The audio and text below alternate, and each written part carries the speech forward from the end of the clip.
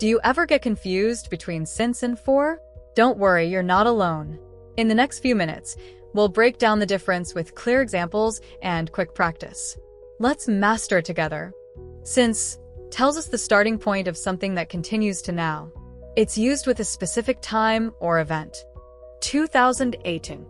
Monday, high school are the starting points. For examples, I've lived here since 2018.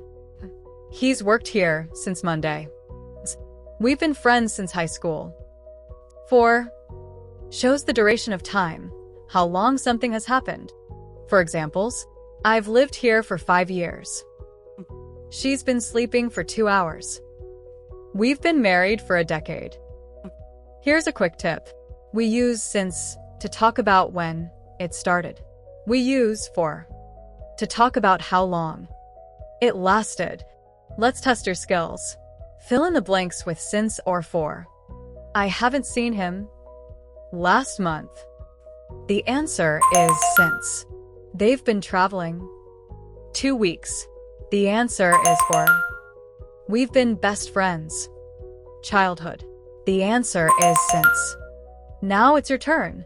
Say the answers out loud or write them in the comments. Here's a quick recap. Since. Starting point. For. Duration. Use them with present perfect tenses. Great job today. Still a bit unsure? Rewatch this lesson or check out our other grammar videos. Like, subscribe, and hit the bell for more English tips. See you next time.